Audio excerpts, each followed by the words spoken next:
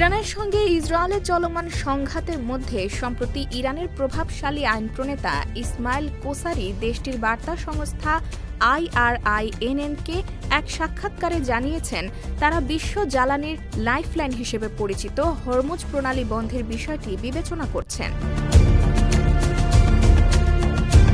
বিশ্বজুড়ে জ্বালানি সরবরাহের জন্য কৌশলগতভাবে খুবই গুরুত্বপূর্ণ এই প্রণালী দিয়ে সারা পৃথিবীর প্রায় 1/5 অপরিশোধিত তেল পারাপার হয়।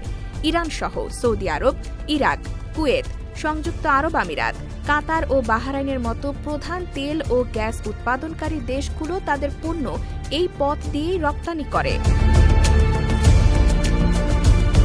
নিকট অতীতে 2012 সালে যুক্তরাষ্ট্র ও ইউরোপীয় নিষেধাজ্ঞার জবাবে ইরান এই প্রণালী বন্ধের হুমকি দিয়েছিল। এর আগে গত শতকের 80-র দশকে ইরাক-ইরান যুদ্ধের সময় ইরান এই প্রণালীতে মাইন পাতে এবং বেশ কয়েকটি তেলবাহী জাহাজে হামলা চালায়। এর ভেতর 1987 সালে হরমুজ প্রণালীতে একটি মাইন মার্কিন নৌবাহিনীর যুদ্ধজাহাজ USS স্যামুয়েল বি রবার্টসে আঘাত হানলে তা পরিস্থিতিকে আরও উত্তপ্ত করে তোলে।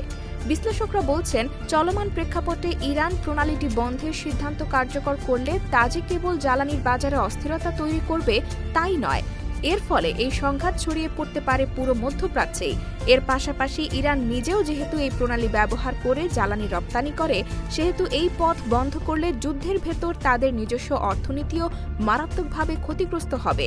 এখন প্রশ্ন হলো, ইরান কি নিজের নাক কেটে অন্যের যাত্রা ভঙ্গ করতে চাইবে?